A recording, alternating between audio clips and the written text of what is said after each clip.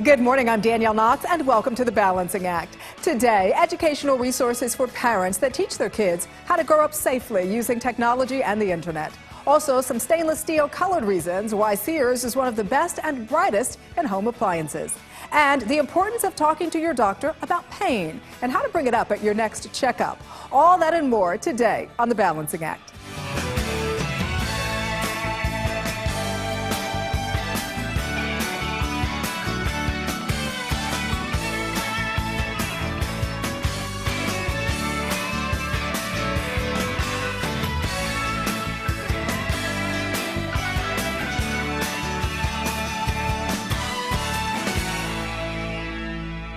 Hi, welcome back. According to a 2008 study by Cox, 90% of kids report having used the internet by the tender age of 9.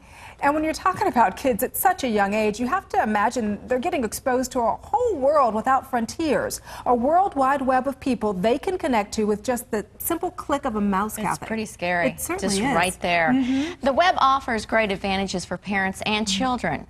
But the web can also be a dangerous place for our little ones that just simply don't have life experiences that allow them to make good judgment and be responsible when they interact with their peers online. That's right, and we really want to get into this topic a little bit today. So I've got the pleasure of welcoming for you today Marcily Hancock. She is president of the Internet Keep Safe Coalition, an organization empowering families and communities to help reduce the risk of online victimization of children. Marcily, welcome. Thank you. Welcome. Now, in your opinion, let's face it, you know, I've got a 9-year-old that's online. That's pretty scary. I don't have young children at home anymore, but that would scare the heck out of me. I mean, today we're so plugged in and we're so addicted to technology. What are some of the risks out there? There's 3 basic risks with all connected technology. The first is inappropriate contact. So who's on the other end? Who's my child connecting with? What type of information are they pulling from them? The second is inappropriate content. So what is my child viewing? What is my child posting about themselves?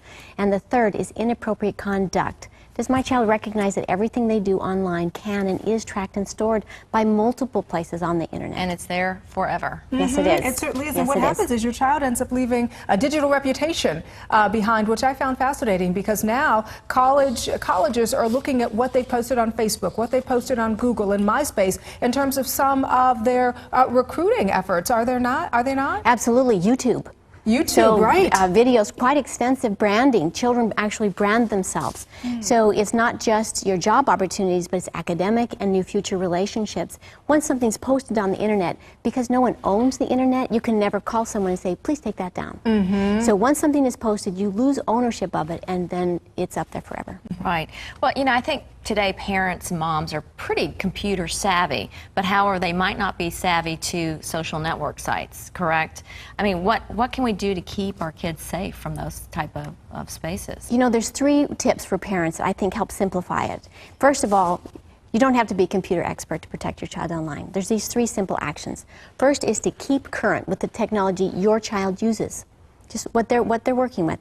Second is to keep communicating. Keep those open lines of communication. When something goes wrong, your child needs to know that you are there and available. And the third is critical, and that's to keep checking.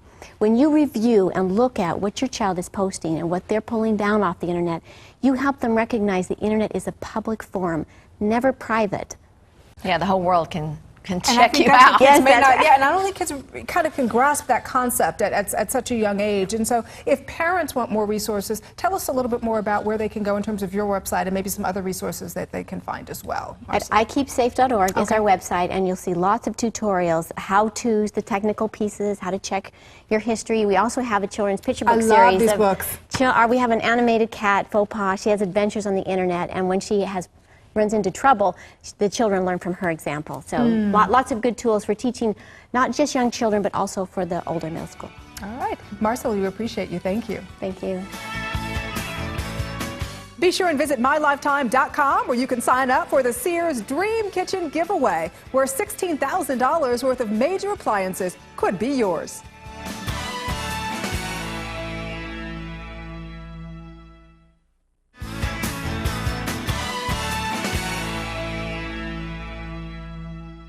Although at one point appliances may have been considered a luxury, today they are a necessity. And with that need, one name has been the pioneer: Kenmore. Joining me today to discuss the history of America's favorite home appliance brand from Sears are Lori Wood, laundry buyer, and Michael Burdi, refrigerator buyer. Welcome to both of you this morning. You know, how long, Lori, has Kenmore been making our lives easier, and what are some of the wonderful, wonderful innovations and ways it's evolved to present day, 21st century? I think as you referenced Kenmore as a pioneer, you may be surprised to hear that we've been at this business for over 8 decades. Wow. So we've been bringing Kenmore appliances to consumers' homes for over 81 years.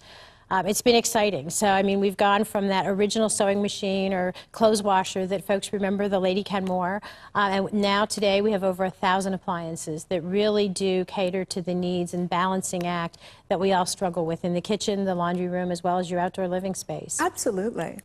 Well, you know, similar to the cars we drive, the technology of appliances has also undergone just tremendous evolvement. What are some of these incredible innovations, Michael? Well, it's so exciting. There's so many exciting innovations that's happened just in the past 10 years alone. Right now, we've got induction cooktops that can boil water in just under 2 minutes. Love that. Yeah, we have high-efficiency washing machines that use steam technology, and then dishwashers that use 41% less water and are so quiet sometimes you don't even know if they're running. Right now, we're getting ready to release a new refrigerator that dispenses shaved ice, so you can make snow cones and slushies right out of your refrigerator. Oh, you're going to have the kids never leaving the refrigerator at that point. Well, you know, I can always improve on my cooking. I'm an amateur chef, and I know that Kenmore has a really great elite products division, but you also have a really great line for the pro chef as well, though, and that's for the most serious cook in the house. We're talking about the Kenmore Pro products. Tell me a little bit more about that. That's been a really fun program for us because it's a new brand to the Kenmore portfolio. It's just a few years old, and we really wanted to bring that appliance that makes you feel like a professional chef in your own kitchen. It's been really fun. It's a beautiful, beautiful product line. You know, and I often think back to my grandmother and the agitator washer that you could hear for miles away. No more. Kenmore, weren't you all the first to bring the front-loading washer into the marketplace? We were, yes. Yeah. And on top of that, which we're very proud of, we were the first to bring color in front loads to the marketplace, because what has really become wonderful about laundry is, yes, you can do 25 towels in these large capacity washers. You save time, you save money with all the energy efficiency, but the laundry room has really become a style statement, and the washer and dryer in all the wonderful colors we offer are a really, really big design piece in the home today. And these are high-efficient machines as well. Yes, they are. Which I think a lot of people, a lot of moms and dads in the marketplace would appreciate. So, Michael, where can we go for more information? Well, definitely you can go to www.sears.com. There you can do product research, you can buy online and pick up in store.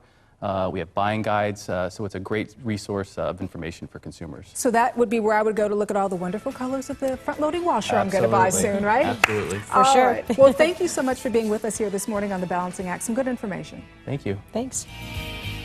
What's new in the home, brought to you by Sears.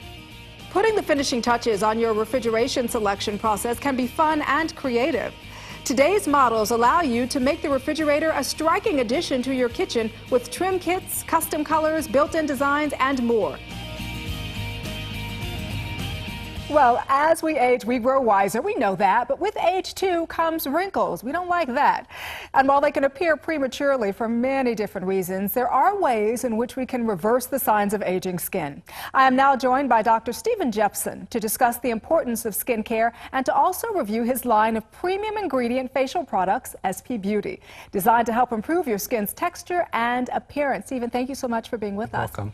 Is it true that we can develop wrinkles and fine lines as early as our 20s? Oh yeah, wrinkles are part of the natural aging process, but there's lots of things that'll contribute to wrinkles: sun exposure, tanning beds, smoking, lack of proper hydration, and poor use of skincare products. Well, you know, I think a lot of people might turn to needles, and certainly there's nothing wrong with that, but is there something different that we can do if we're getting a late start on beauty, if we're late bloomers in that regard? Oh, absolutely. My specialty is aesthetic medicine, and what that means is I help people look younger without surgery.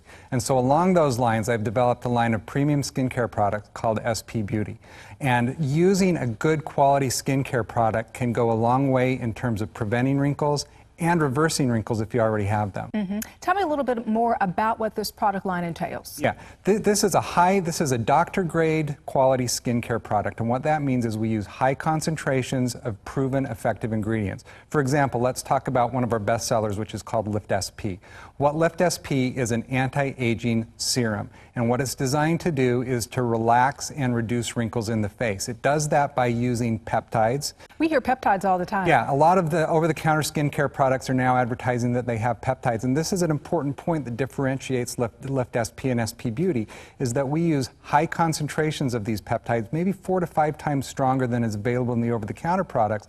Plus, instead of using 1 or 2 of these peptides, we use the 6 most potent peptides that are known.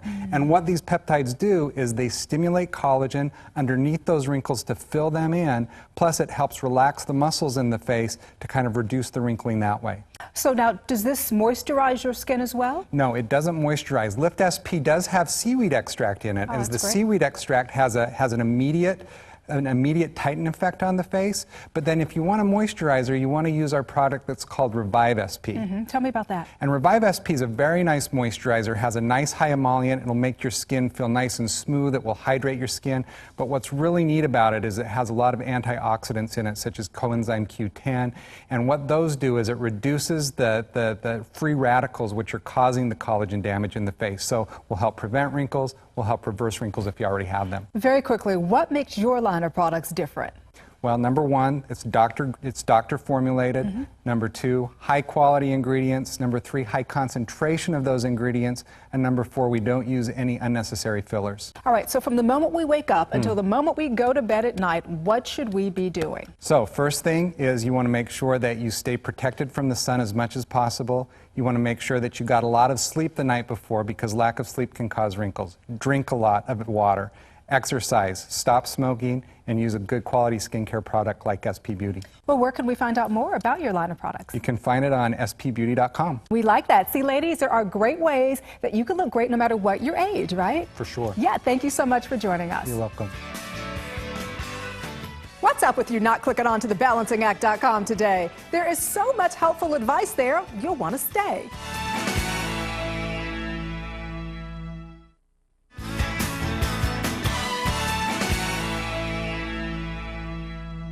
Today we're talking about menopause, and you know this is really a topic that we often feature here on The Balancing Act because, you know, the truth is it's going to affect each and every one of us women at certain moments in our lives, Kathy. You better believe it. Are you having is there something going on? I'm having a little hot flash All right, right go now. ahead, keep reading. I'll fan you. And if you're undergoing menopause like I am at the moment, you know about the discomfort it can bring into your lives. The hot flashes, night sweats, mood swings, and the list goes on and on and on. And you know, the truth of the matter is every woman experiences menopause differently. And so today, Kathy and I have invited someone here to discuss her unique experiences. Her name is Nancy, and she, you know, really understands that when you talk about it and that when we talk about it, we really empower other women because it may be something they may be a little bit we shy don't really or talk about embarrassed. that much, do we? Not as much as we should. Well, Nancy, you know, I mean, everybody is different. No one size fits all No, in this no one category. size fits all. Everyone experiences it to different degrees that you talk to, and I haven't had it as bad as some of my friends that wake up in the middle of the night and they're totally soaking wet and have to That's change just the miserable. sheets and you lose and sleep over that everything. as well. Lose sleep, but I've had the mood swings. I've had you know, the hot sweats and the hot flashes, and I'll be in a room with all my friends. One will start, then the next. It'll go around the table.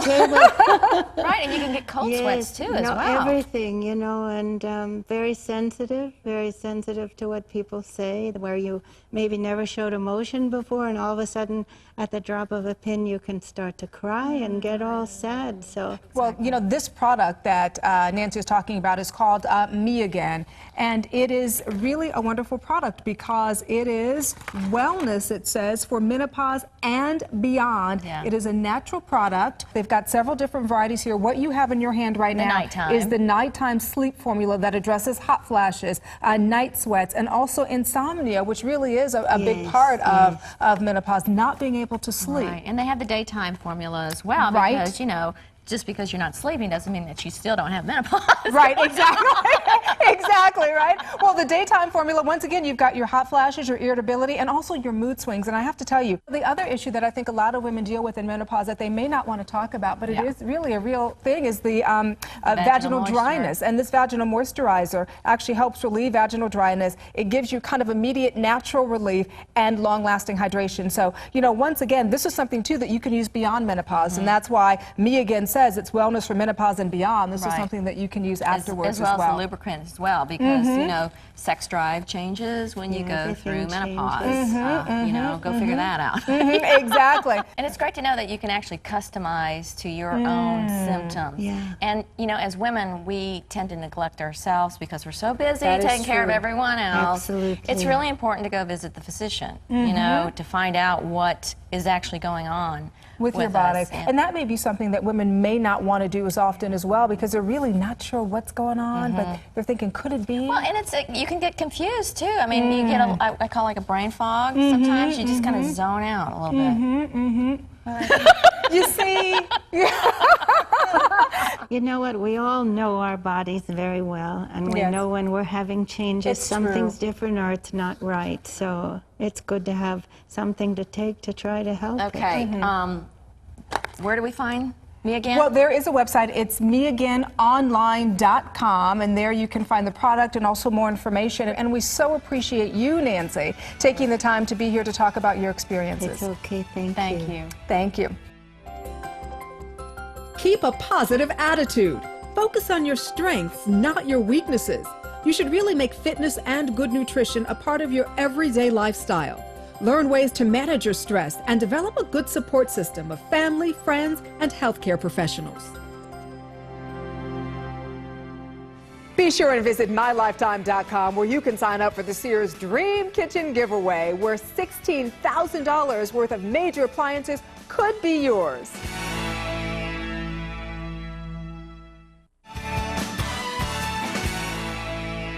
Pain is one of the nation's leading health problems, but what many people don't know is that it's often underrated. That's why a group representing some of the nation's leading pain management organizations has formed Let's Talk Pain.